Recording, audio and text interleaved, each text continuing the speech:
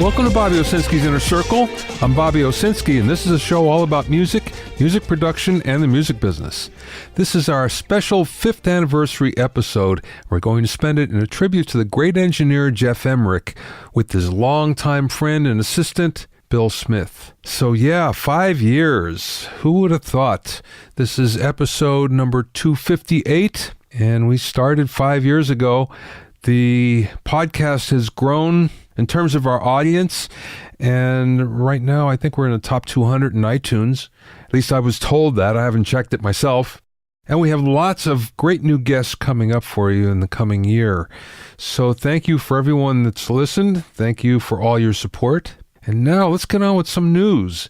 This is kind of cool, I think. Warner Brothers is signing an algorithm to a record deal. Yeah, it's a bundle of code by a startup company called Endel. And they use artificial intelligence to make personalized audio tracks that are aimed at boosting people's mood or productivity. Well, here's the thing that will blow your mind. They're signed for 20 albums, and they've already delivered 5. And these 5 are a collection of sleep soundscapes entitled Clear Night, Rainy Night, Cloudy Afternoon, Cloudy Night, and Foggy Morning. And supposedly you can find these on Apple Music or on Spotify. I wasn't able to find them, and maybe I wasn't looking for the right title or something, but I couldn't find them because I wanted to check it out for myself. Anyway, these are designed to reduce anxiety primarily. Now, Amazon is a big investor, and you can see why, because what the company's trying to do is keep track of your emotions during the day via Alexa and then design music for whatever that emotion might be.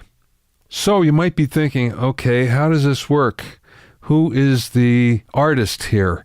Yeah, it's a good question. And it actually perplexed a lot of people, especially the copyright attorneys. So what they wound up doing is putting the names of all the software engineers as writers who will collect royalties. I can't imagine there are going to be a ton of royalties from people listening to this, but nonetheless, it's a step in a new direction. I don't know if it's better or worse. Now, you might say, okay, this is probably taking work away from artists who are doing something very similar, and maybe that's true. But I think the category is small enough that probably no one will feel it one way or the other.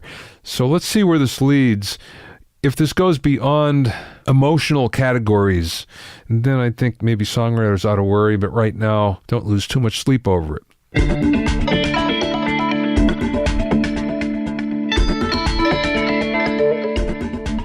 If you have any questions or comments, send them to questions@BobbyOInnerCircle.com. Don't forget about my online courses on mixing, production, branding, and music business success at BobbyOwsinskiCourses.com. That's all one word, BobbyOwsinskiCourses.com. Also, get an expert analysis and objective opinion of your songs and mixes as a member of my Hitmakers Club. Go to hitmakersclub.com to learn more.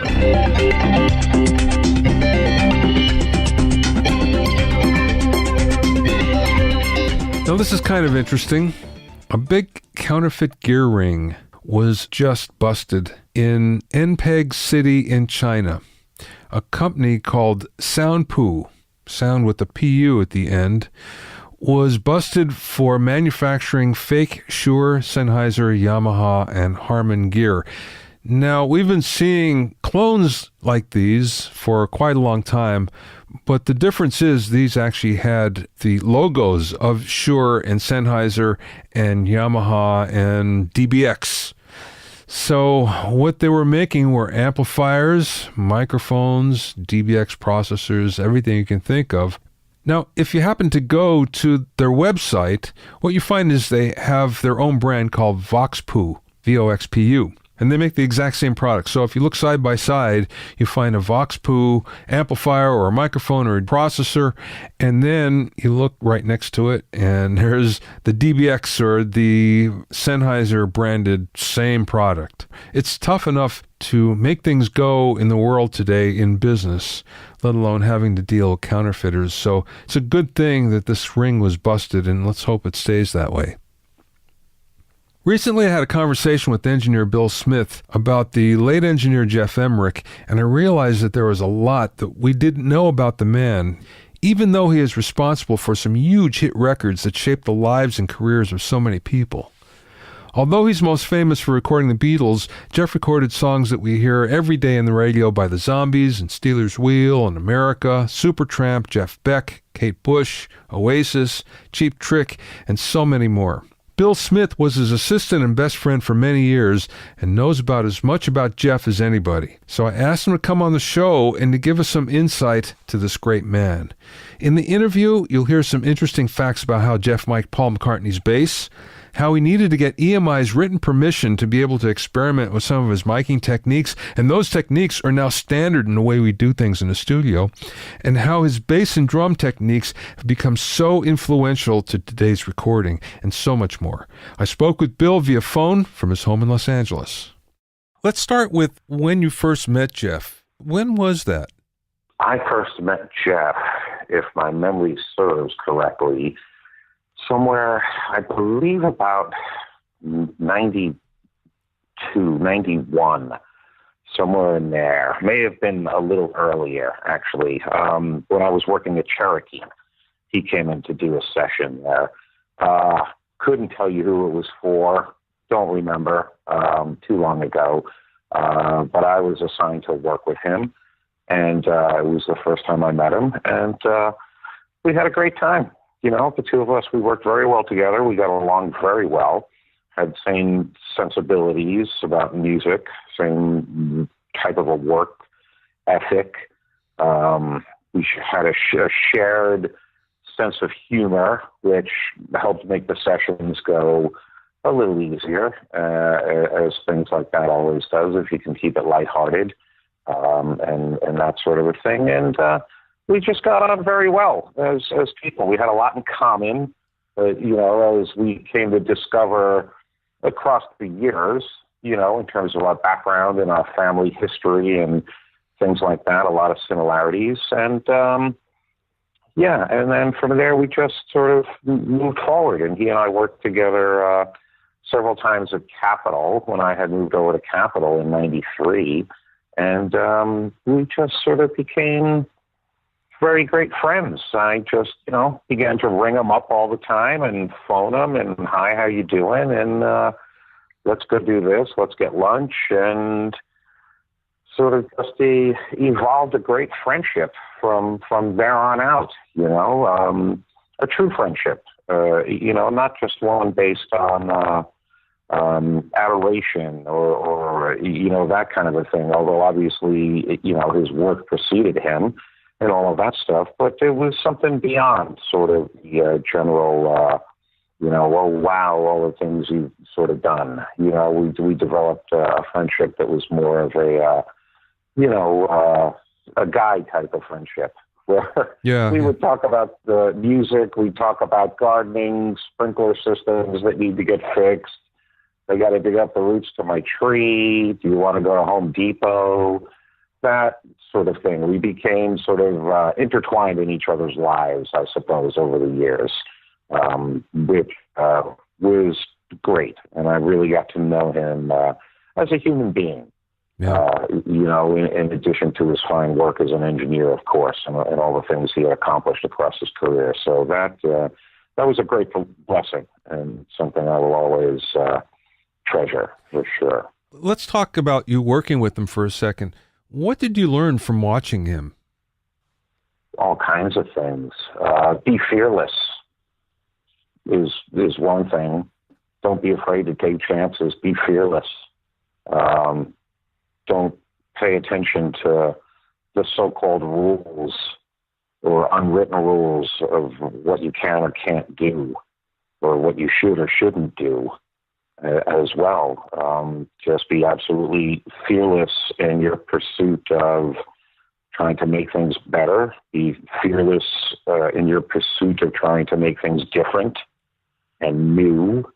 And just because things don't look right or aren't the way you would typically see things set up doesn't mean they're wrong.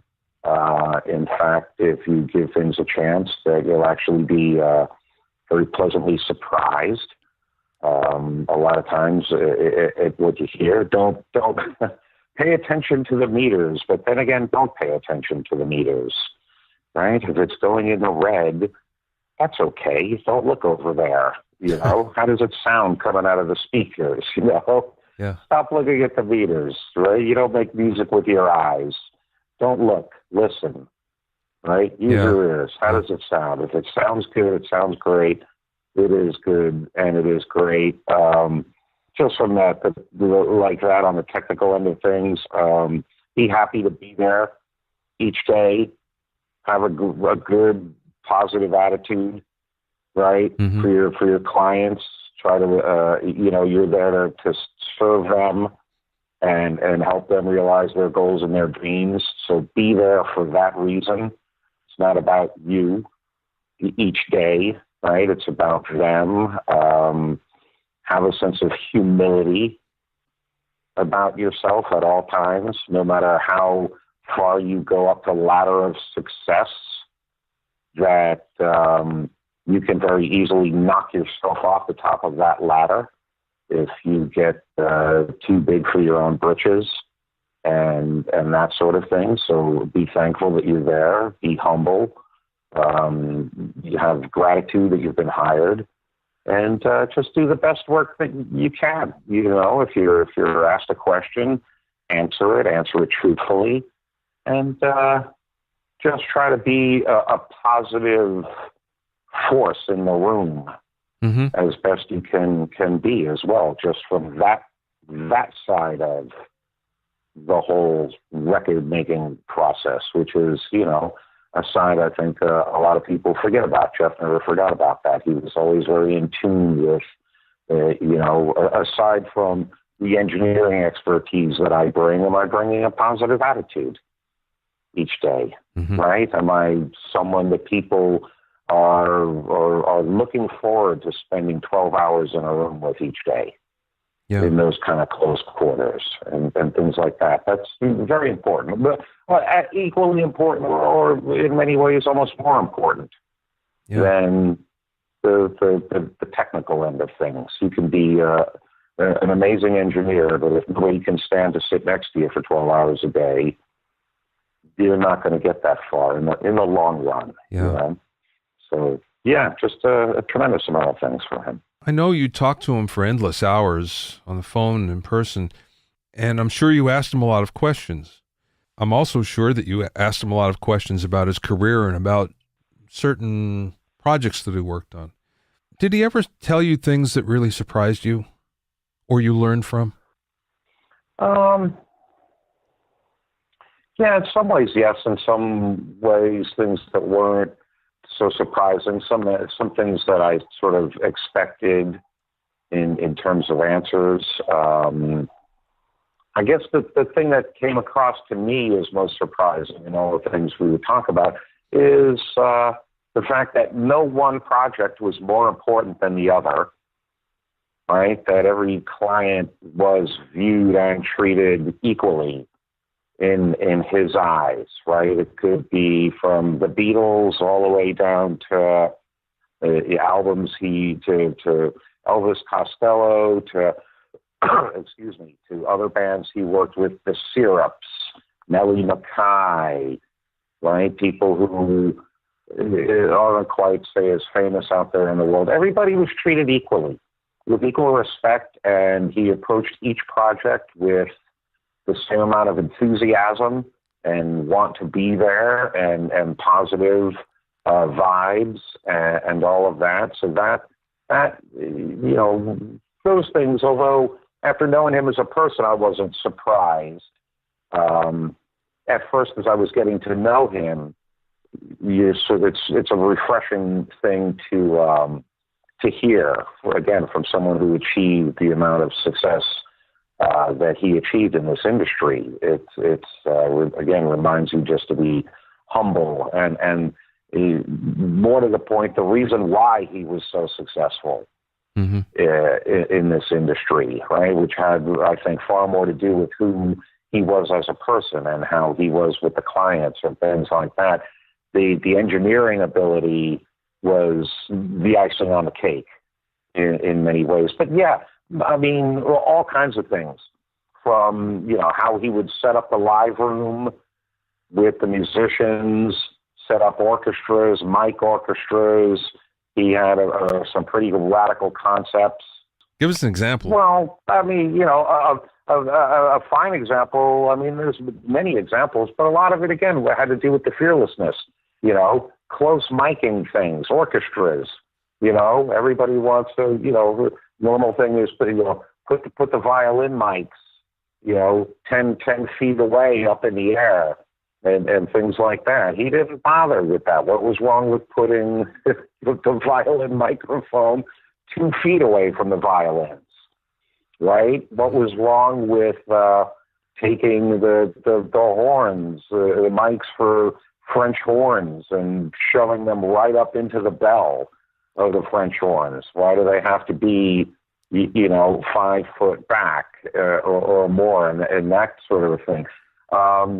I think just radical in approach to what he was hearing in his head as well, and the fact that recording things like that, like it doesn't have to be the traditional way if you don't want it to sound traditionally, right? Mm-hmm. I want it tighter. I want the orchestra to sound tight and in your face, right? As he did. You listen to things, especially a lot of the orchestral stuff he did with the Beatles. There was hardly any room sound to it at all. It's very tight, very in your face. So he was very brave in doing that kind of stuff. His concepts for recording, the bass guitars, even McCartney's bass on a lot of things, just a small little amp head B15 amp in the middle of the room with a ribbon mic, 8 feet back from it. Wow. In figure 8.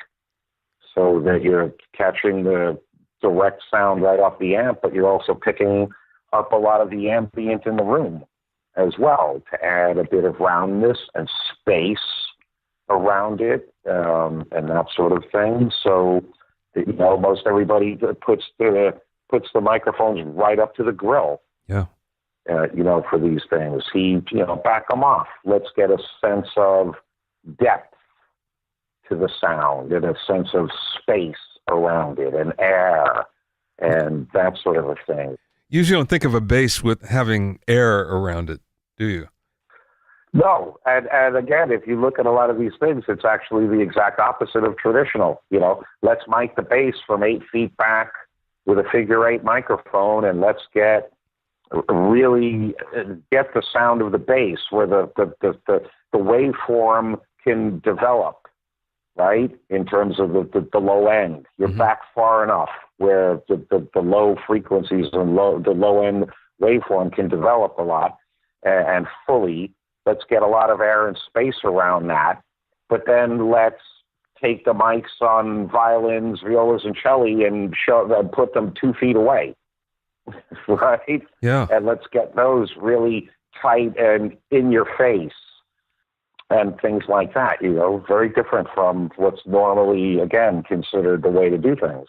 Now, of course, he was the first, or considered to be the first, to close mic drums and take the head off the bass drum, but that was taboo in the days of EMI, and he had to get a special dispensation for that, didn't he?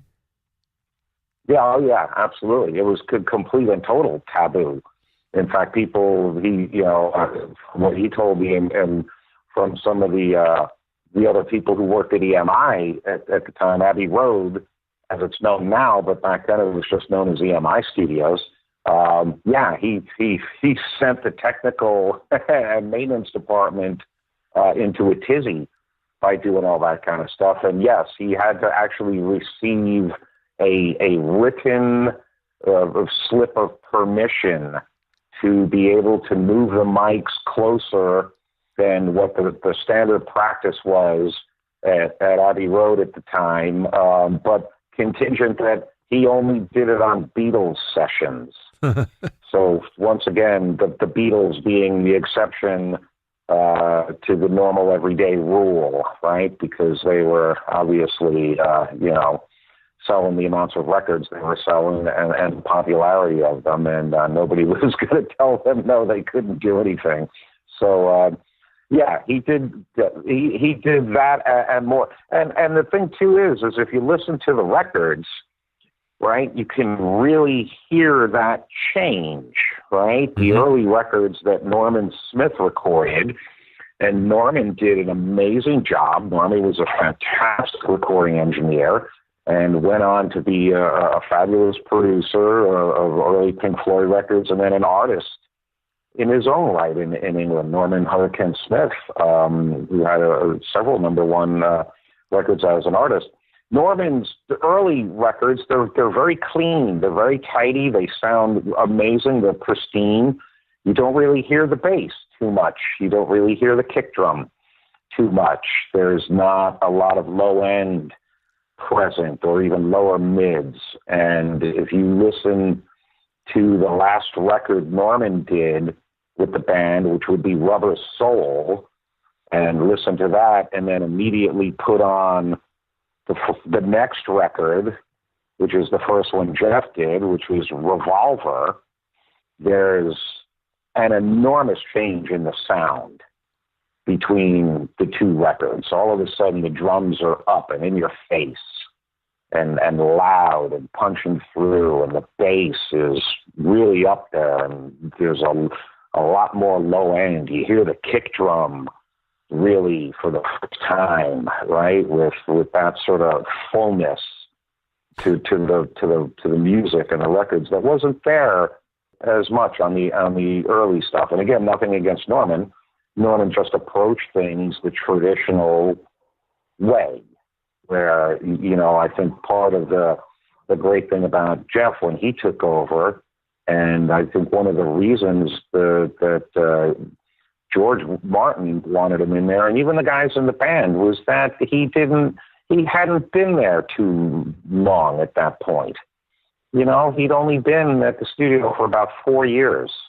Okay, so, and he had been around for a majority of the early sessions. That's the thing about Geoff, is that he was there the first night they ever came in for their original artist test tape session with Pete Best still on drums. Wow. From June of 62. Yeah, the second day he was working. Second day he got hired at EMI. Two days hired on Monday, and Wednesday night he's standing there watching this unknown group called the Beatles load their equipment in for their original artist test tape with Pete Best, and then was Norman's assistant on a whole boatload of the early material, right? Those early records up to 66 when he took over. So Geoff was really there from A to Z for the majority of everything. And you hear, and the thing with Geoff, again, I think they wanted him because he wasn't a product of the system at that point. In other words, he hadn't been there for 12, 15 years. It wasn't, the rules weren't necessarily ingrained in him, right, where he wasn't going to break them and things like that. And he was young, as they were as well. I mean, he recorded Revolver when he was 19 years old. He was a kid, right? Wow. And youth tends to want to push boundaries and wants to say, well, why can't I do it this way? This is, right, where if you've been somewhere for a long time, you tend to sort of maybe lose a little bit of that. But so he had that adventuresome spirit about him. And the other thing, too, was I think when he took over in 66, was not only a big change in the recording of the music and how he approached the recording of the music, but also in the music itself. And I think it was a great alignment of the planets or stars, if you want to say, because that's him coming in 66 for Revolver was also the beginning of the band and Lennon and McCartney becoming far more adventurous in their songwriting as well, you know. You just hit on something here that I don't think dawned on me until now. And that's it. He was really the father of modern recording, if you think about it, from the standpoint that the drums were important and the sound was up in front. The kick drum, finally, you can hear, and the bass as well, which most records before that, they weren't approached that way at all. And it just never dawned on me that that's the case. You think of Geoff as such an innovator, which he was, but that's one thing I don't think is attributed to him, and it probably should be. I wouldn't argue on that, especially as it applies to records that were being made in the UK at the time, right? I think a lot of what Geoff was chasing, which he talked about many, many times, was a lot of the sound coming out of Motown. Oh, yeah, right. Here in the States at the time, okay, where they would get these Motown records, would come in the UK, and they would hear James Jamerson, and the bass is just huge and fat and round. And what are they doing in Motown that we're blowing it, right? Kind of how are they getting this much low end on the records and things like that? And I also think that applies to the guys in the band. I know McCartney especially.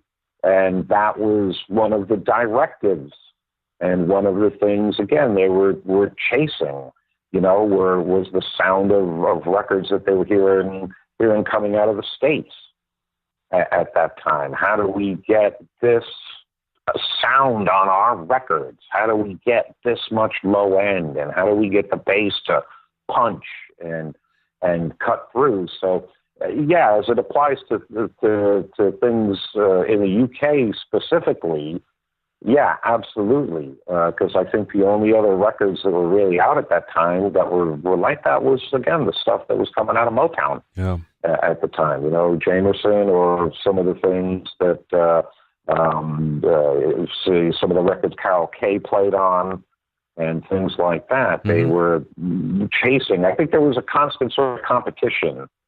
They've done this. Oh, well, let's try to chase. Let's push ourselves to do something better, not only in the sound but also in the songwriting. As well. Lennon and McCartney being big fans of Brian Wilson and hearing things coming out like Pet Sounds, or right, and like going, wow, how do we top this, man? But absolutely, Geoff to me was always. And on all the subsequent stuff he did throughout the years, was kind of a master of the low end and the bass and things like that. The low end, the bass guitar was an integral part of his sound, and a consistent part of his sound throughout the decades.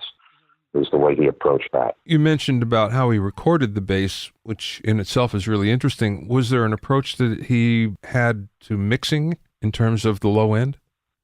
Yeah, well, get it up there and make it sound good, I think. And he did use DI. I mean, using direct inject and all that did come into play as well. So there's a lot of stuff that, especially on the later albums and things like that, Abbey Road and stuff on Magical Mystery Tour, where it would be a DI at times, sometimes a combination of, right, a DI and the amp with the microphone and things like that.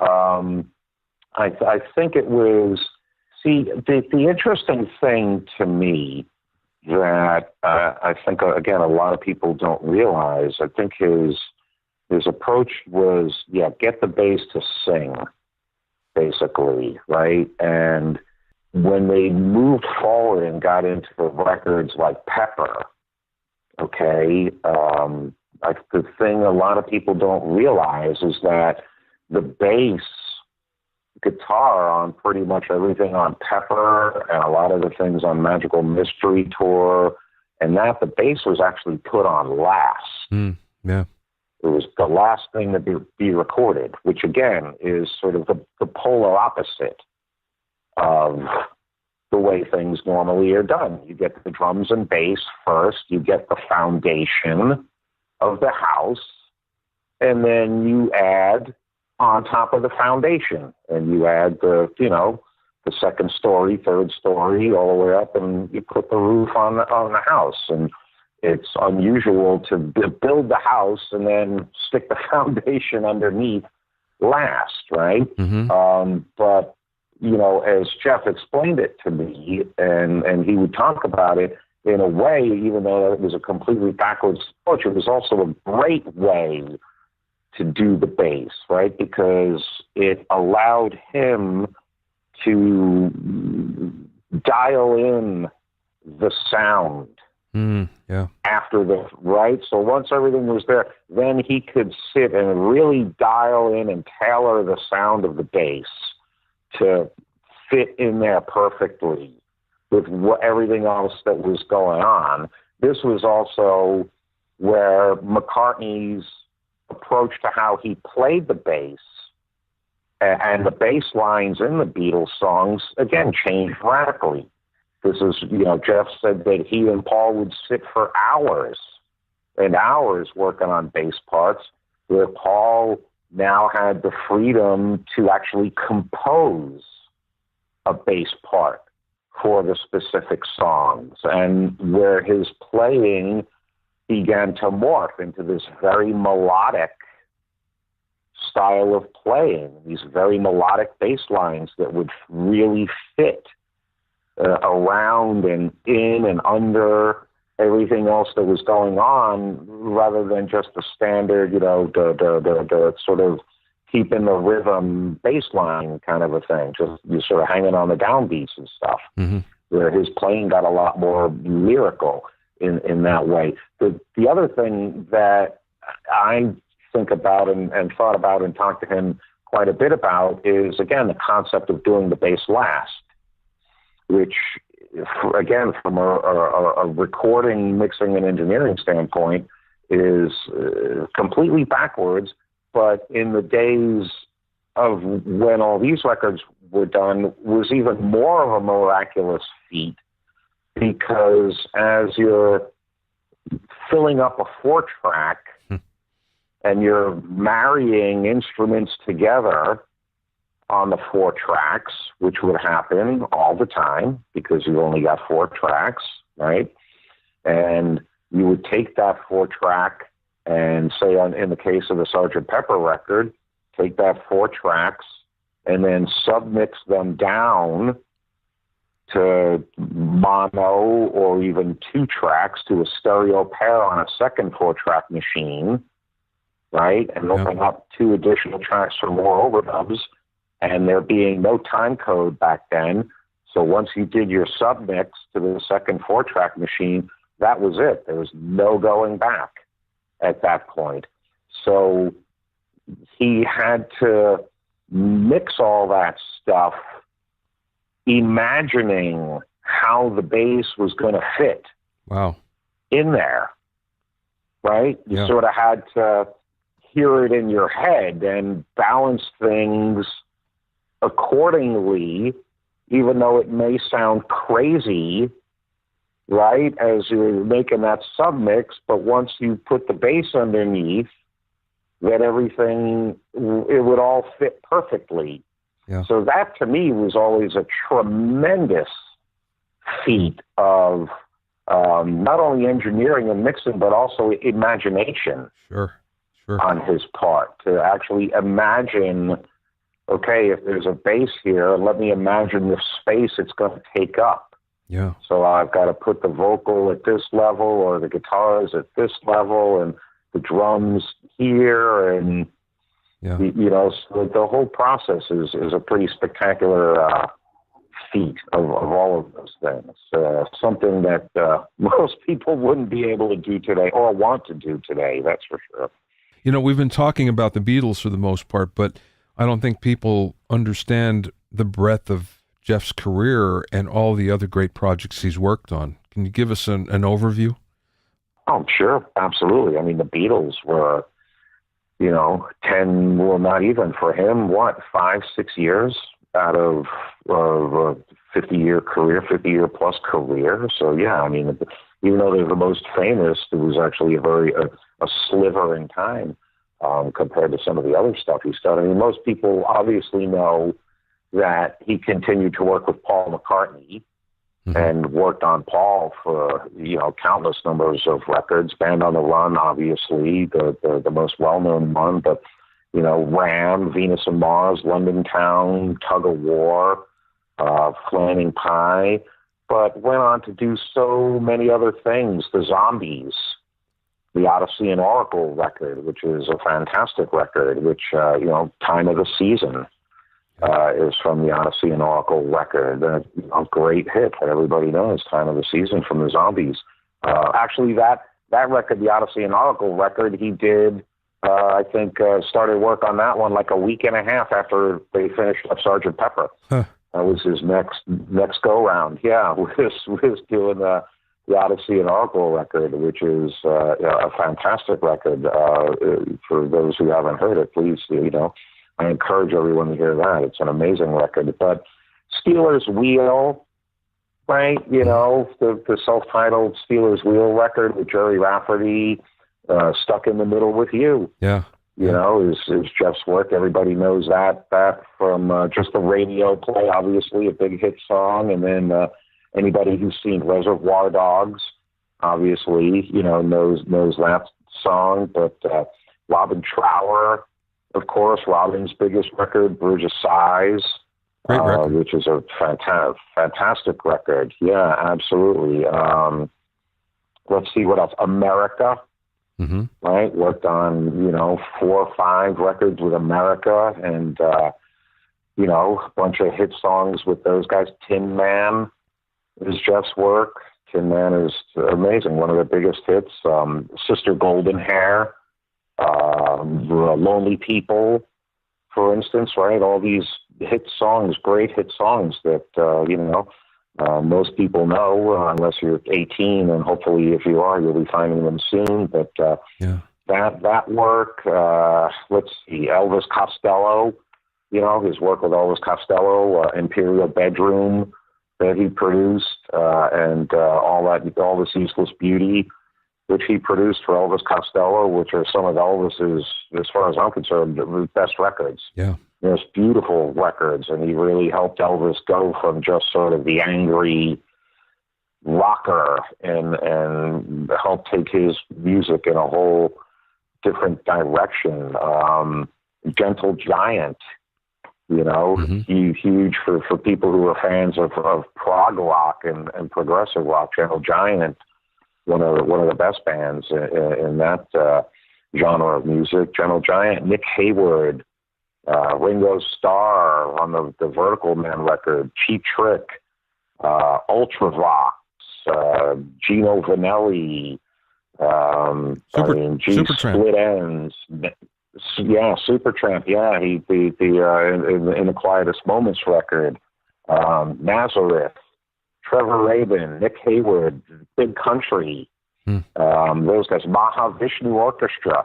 With McLaughlin, just great work with those guys. Badfinger, the Straight Up album, no matter what, their biggest hit, off the Straight Up album for Badfinger. A bunch of records with Art Garfunkel, Jeff Beck, Kate Bush, Jeff Beck, the Wired album, which he didn't record but he mixed. Oh, okay. And to me, that's just as good, though, man, because the mixes on that record are fantastic. Yeah. Absolutely just beautiful use of space and reverb and very atmospheric and just fantastic mixes and that sort of thing on that record. But yeah, it just sort of goes and goes and goes. There's such a quality of work between all of those acts across all the years. Yeah. And it's a high quality consistency right of work with all of it. There's something I want to get to, and that there's some misconceptions out there about the things that he did or what he worked on, and there were some things that you wanted to straighten those misconceptions out. So what are those? Well, I don't know if they're necessarily misconceptions per se, but I think a lot of times Geoff, especially as it relates to his work with the Beatles, tends to get overlooked for the things that he contributed to those records. I think the world sort of credits the Beatles and George Martin, right? But it was so much more than that. It wasn't, George Martin didn't record those records. George Martin didn't, no offense to Mr. Martin, obviously, right? But he didn't puzzle his way out of how am I going to get all of this on a 4-track tape machine, right? Or how am I going to make John Lennon sound like the Dalai Lama singing from the top of a mountain? Or how am I going to do this? How am I going to do this? How am I going to meet their nonstop demand and push for new sounds, things sounding different. So I think Geoff was as integral in the records he engineered for the Beatles.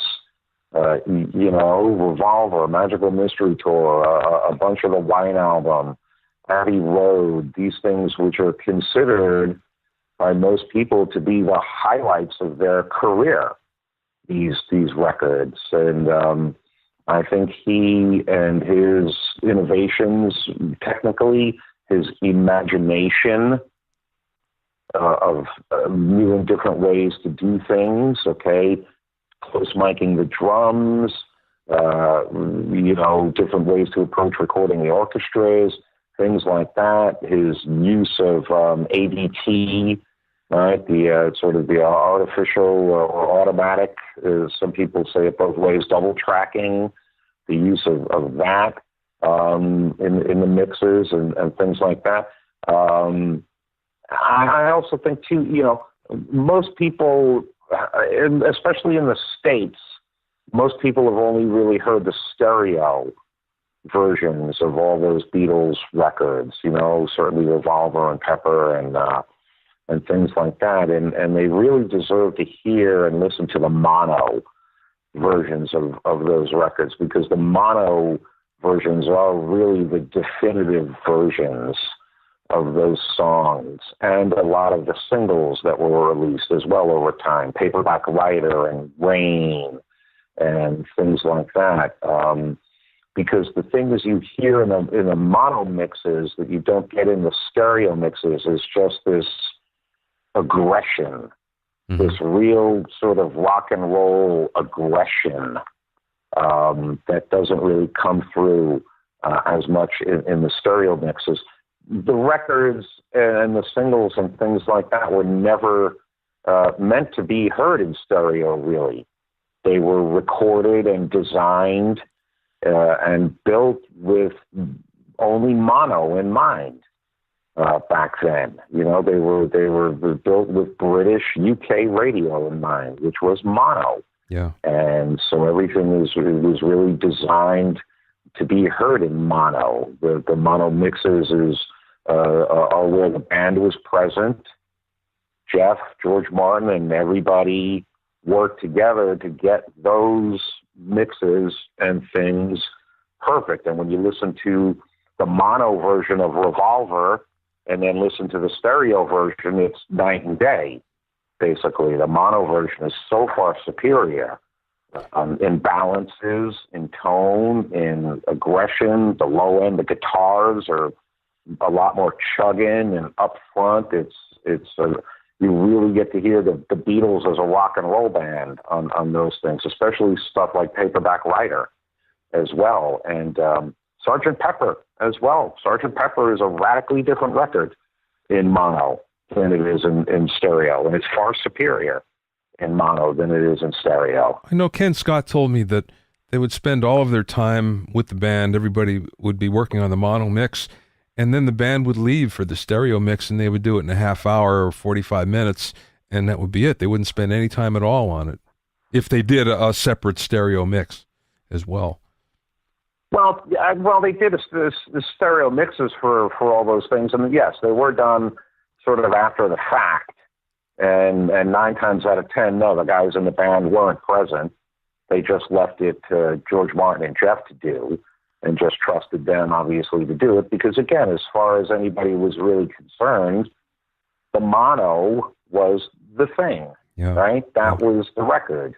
And, no, I don't think they, they certainly wouldn't mix the stereo versions of these records in half an hour or 45 minutes. They certainly took their time and made them the best that they could possibly make them, giving the limited amount of things they could really do in terms of making them stereo. Right? Which is why, a lot of people over the years have thought, well, some of the panning choices are a little strange, or why are the drums sort of more to one side than the other, and things like that. But it's really because many of the elements were married together on the 4 tracks. Right? So you couldn't break things apart and do a stereo mix as we can do today. When you've got, a tambourine, a rhythm guitar, and the lead vocal all married together on one track. Right? Or other things, you're pretty limited in what you can do in terms of spreading things out in a stereo field. And then even by doing that, your things may seem a little weird, but you're also upsetting the balances of the instruments, because, again, everything was designed to be blended and balanced and heard in mono. And as soon as you start moving things off to the side, all of that changes. So they certainly took their time. I don't think, Geoff or George Martin were going to let anything go out that they considered to be substandard. It may not have taken as long probably because the band wasn't there, as will happen a lot. When there's 4 other guys throwing in opinions, it can sometimes slow things down a little bit, as anybody who's made a record knows, so it may not have taken as much time, but they certainly took their time. Bill, did Geoff have a preference for gear? In terms of what? Well, microphones, consoles, outboard. Yeah. Was there something that he had to have when he was working, or was he pretty much agnostic? No, he liked what he liked. Preferred Neve consoles, Neve or API consoles. In the later years, especially. At the time with in the Beatles era, he loved the Red 51 desk, which was the desk used on 90% of all the Beatles stuff. He loved the sound of that console. Didn't really like the TG consoles as they came in, because they were transistorized and all that. He thought they sounded a little too hard for him.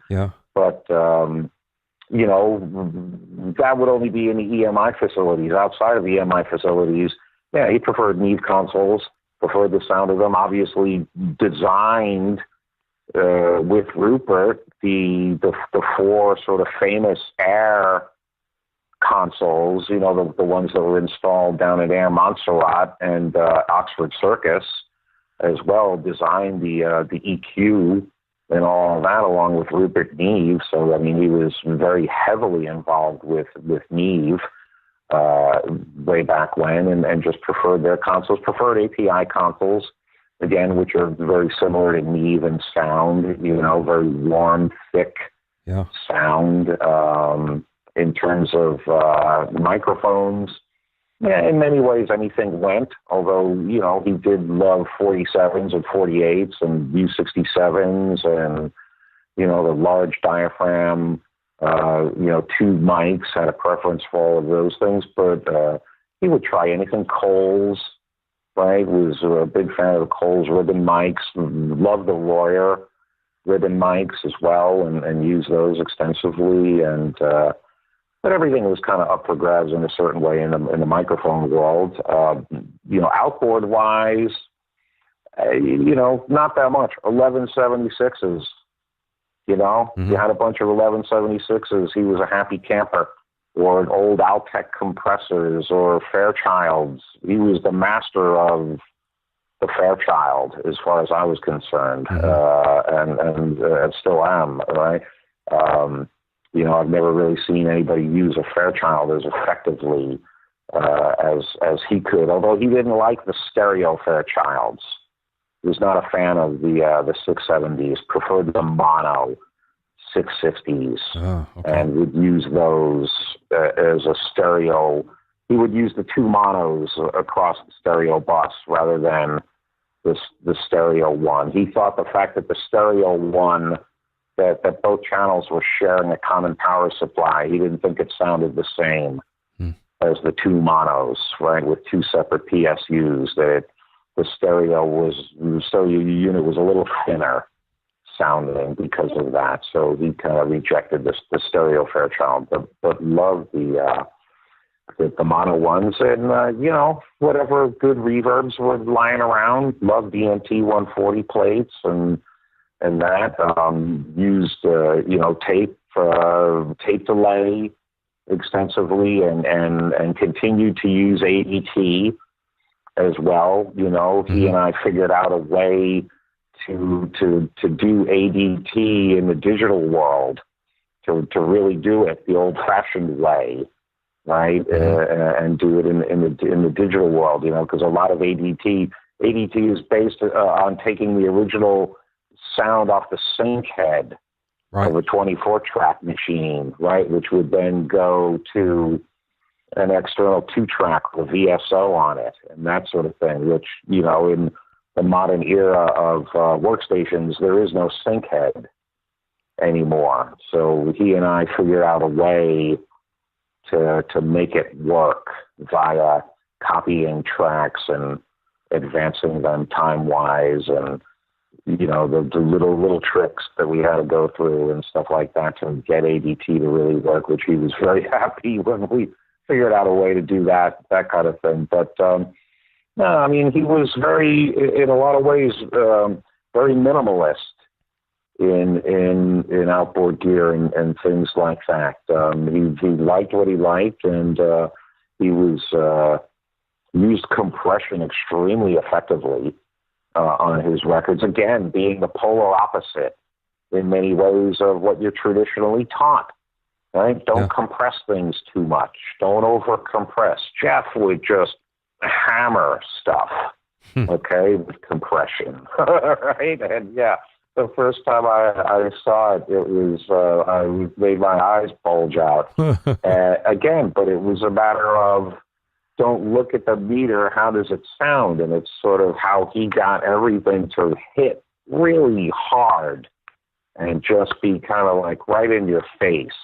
But it didn't sound over compressed or anything like that when he would put it in the mix, again, because he understood how to use the compressors, right? Fast attack versus slow attack, release times, compression ratios, right? And how to mix and match all of those things, right? So you could compress stuff fairly judiciously, and it didn't sound over. It sounded great, So, again, that's a lot of the stuff that, you really have to learn from somebody these days. You can't, all the young guys and gals out there these days, you can't learn that stuff from a YouTube video. Yeah, right. Right? And you can't learn it by yourself in your bedroom working in Pro Tools with a plugin. Yeah. The plugins are radically different than what the hardware equivalents do. They just don't sound the same. They don't work the same, and neither the twain shall ever meet. Yeah. Can you? So that was eye-opening for me. That kind of thing. Can you tell the story about the Neve console? I guess it was at Air Montserrat, the high frequencies. Yeah, well, that was. I mean, Rupert used to talk about that, right? Where it was. Again, when Geoff was designing the EQs for those specific consoles, right, with working with Rupert to lay out the EQ, the frequencies, and all that kind of stuff, Rupert had sent over a prototype, right, for Geoff to check out, and Geoff got back to him saying there was something wrong with the high end on there. It didn't sound right. Right? It was something was not quite right with the top end, and had Rupert sort of scratching his brain as to what is he hearing? Right? Mm-hmm. I don't hear it. Nobody else could hear it. Everybody thought Geoff was nuts. Right? And so anyway, I sent the thing back to Rupert, and I guess Rupert took it and put it up on the bench and began to go through all of his diagnostics on the thing, and did that. Yes, found something amiss, right? And I can't quite remember what it was. Something in one of the capacitors or something like that, which was affecting the ultra high frequencies on the EQ, sort of up around 15, 20K in that area, right? Mm-hmm. Was not, much to Rupert's surprise, it was not correct. And Rupert was shocked that Geoff was able to discern this just from listening when no one else could pick it up at all. And, after that, Rupert obviously was enamored with Geoff and thought he had the greatest set of ears out there in the business and in the world, that he could pick up these sort of this particular anomaly in a range where most humans shouldn't be able to hear. Yeah. And I talked to Geoff about it a lot, and Geoff said to me, it's not that I could hear it was deficient, but I could feel it. Mm. Right? Something when you just sort of sense and feel something just isn't quite right, and I think it says a lot about Geoff, because, Geoff couldn't have told you what was wrong with the EQ. He just knew something was wrong, right? Subjectively felt that it wasn't correct, right? Which is, again, for me, a lot of who and what Geoff Emerick was as an engineer and producer, right? He was not the most technically oriented person, couldn't tell you what a capacitor did or a resistor or how things were wired together, did not understand things from an electrical perspective or a design perspective or things like that, but knew inherently from an emotional and feeling aspect of things, right? Yeah. Which to me was one of his greatest assets. It was never, right? He didn't get bogged down in how does this work, right? But it was more about how do I get this to do what I want it to do? Right. I want it to sound this way. So So again, his sort of, I don't want to say ignorance, but lack of knowledge into the inner workings of things, again, gave him as far as he was concerned, a great freedom to just go, well, just turn the knob all the way to the right. Why can't I? Okay, well, why can't you? I want it to sound like this, and so don't just start twisting things and turning things until you got it to, he wasn't, he was, to him it was more, I think, and my take on him was more sort of painting in a way. I don't want to say that he was creating art because that sounds a little pretentious, but it was more, more of that, though. It was more of that, more from the creative, pushing the colors and pushing sound around a palette to get it how you want it to sound, like building something out of clay and molding it, right? Yeah. So that you've got a vision in your head of what you want it to be, and it's a matter of sort of just pushing and pulling and changing this and changing that. So his approach to everything was more from an artistic perspective than, say, a technical perspective, which I think was a great thing and freed him up. Al Schmidt is the same exact way. right? Al Schmidt is, again, not the most technically minded, but it's more about how am I spreading the sound around this canvas? That, right? How does it feel? Does it touch me emotionally? Right? How do I bring out the best in the song from an emotional aspect? Right? Yeah. And that sort of a thing. They understood that people don't relate to circuit boards or capacitors or pieces of metal. People relate to emotion, however. Yeah. And people relate to how it touches them. How does this make me feel? And how do I create an atmosphere with these things I'm given? Geoff used to talk to me a lot about looking at the music. And I don't mean looking at a workstation screen. He couldn't turn Pro Tools on, right? He couldn't even start the thing up, let alone use it or even look at it. He didn't even want to see the Pro Tools screen ever. Hardly ever looked at the thing. Didn't even want to know it was there. But he would talk about looking at the music in terms of the colors, right? And bass drums and bass guitars being sort of blacks and browns, and keyboards and guitars being sort of blues and violets, right? And those sort of oranges and things like cymbals and, high-end percussion, and that being sort of the yellows and golds, right? And and so he would almost see the frequency spectrum of a song as he mixed it from low to high, again, almost as a painting.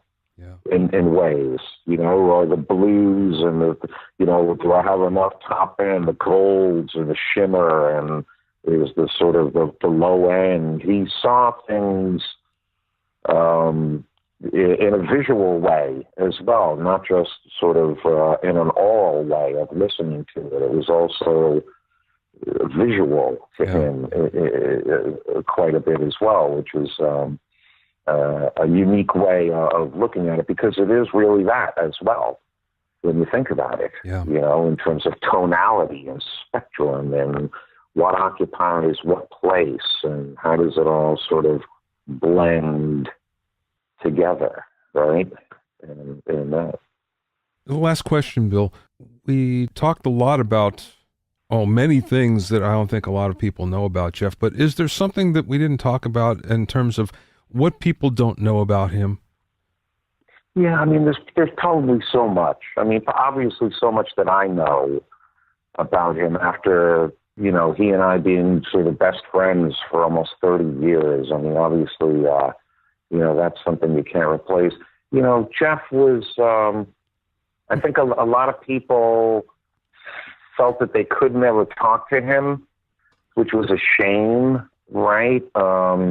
He was one of the most humble men I've ever met on this earth for the things that he achieved and accomplished with his life. He had no ego whatsoever. He would never broadcast his achievements. He was incredibly humble about all of those things. I think that's a great lesson to learn from a human standpoint. I have a good story about that. That's exactly right. So I had met Geoff several times, but more or less in passing. And we were at a convention somewhere, and I was walking down one side of the street, and Geoff was on the other. And I saw him, and I was actually afraid to approach him. And I thought, he won't recognize me, and he'll feel like he's being accosted.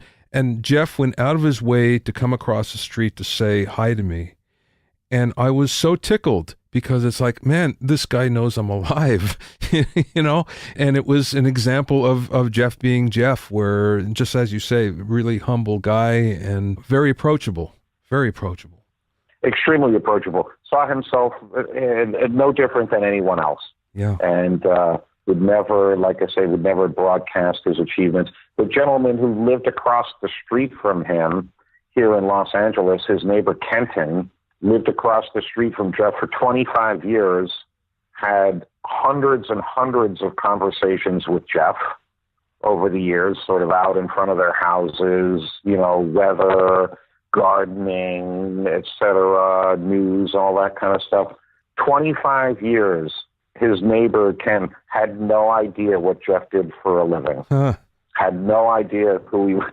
Not one time in 25 years did he ever mention, oh, by the way, I'm Geoff Emerick and I did all of this kind of stuff. So there you have it. 25 years he lived across from the guy and thought Geoff was a screenwriter for TV, which tickled me to no end, and was blown away to realize that, oh my God, I've been living across the street from the guy who did all of this amazing work, worked on music and records that not only turned the music industry on its ear, but turned the world on its ear and changed the world. And here I am, I just think he's this nice, to me, he's just this nice, private, quiet guy who lived across the street from me. So he was incredibly humble. He had a great sense of humor. Okay, absolutely fantastic sense of humor, almost mischievous. If you didn't know him, you'd never know that. It didn't come across. He didn't come across that way. Yeah.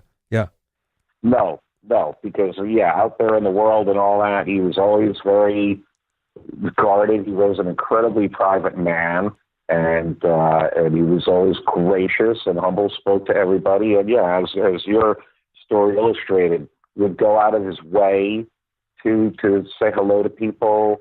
And it's a shame people over the years thought that, he won't want to talk to somebody like me. And many people said that to me. And I would look at them and go, what are you, crazy? Just go say hi. It's just Geoff. He's not going to bite you. Okay? Just go over and say hello. Don't act all goofy and weird like you're acting now. Right? Going, oh, my God, that's Geoff Emerick. Just go over and say hi. Tell him who you are. He'll sit there and talk your ear off. Once you get him going, you can't shut him up, and he'll talk to you about anything you want to talk about. He's a highly intelligent man. Music, you want to talk about art, airplanes, politics, whatever.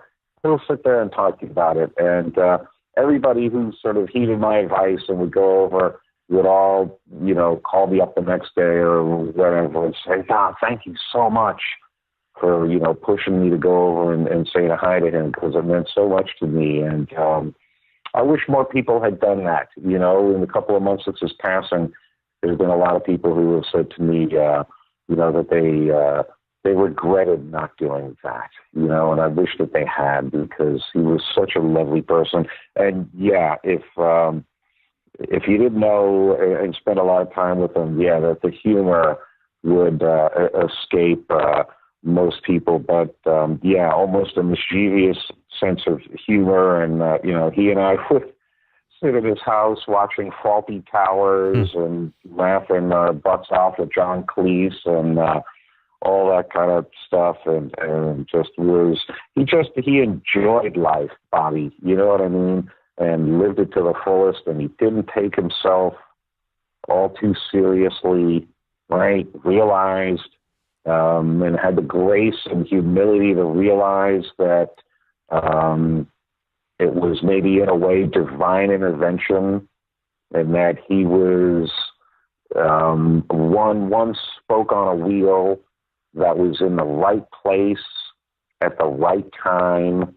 And I mean him, the Beatles, George Martin, right? Yeah. Where the world was at that time, right? And meeting something like the Beatles, that it was really an alignment of things, and realized that, and was humble enough to realize that, and never thought he was above or better than anybody else.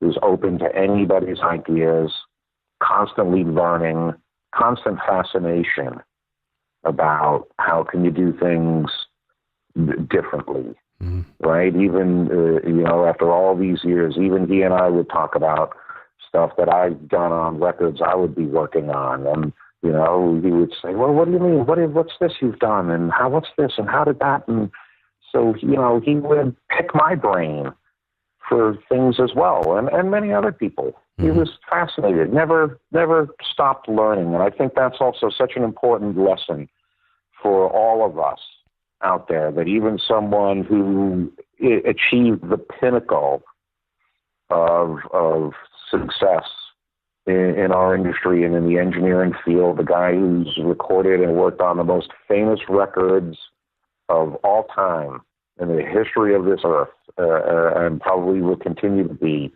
for a long time to come, never stopped learning, never lost that want to learn new things, and learned new things from everywhere, and realized that he could. And right, never got too big for his britches, that he didn't think, you know, oh, what can I learn from this person or that he was never lost that sort of wide-eyed fascination of you can, you could, and you should endeavor to constantly improve yourself, not only as a human being, but in your chosen profession. Yeah. Each and every day. And that is one of the things that will provide you with a career that lasts for decades. You know, that sense of constant improvement and respect for the clients, the artists, respect for the music, respect for the fact that you get to do something that you love and enjoy in a world full of, in a world where most people don't get that honor and privilege to do something that they love and make a living at it. He was a terrific person. He really was. All, you know, just well-rounded. And those are a lot of the things I miss the most. Having just good laugh with him, and you know, and he was just a regular person. You know, that's the thing most people don't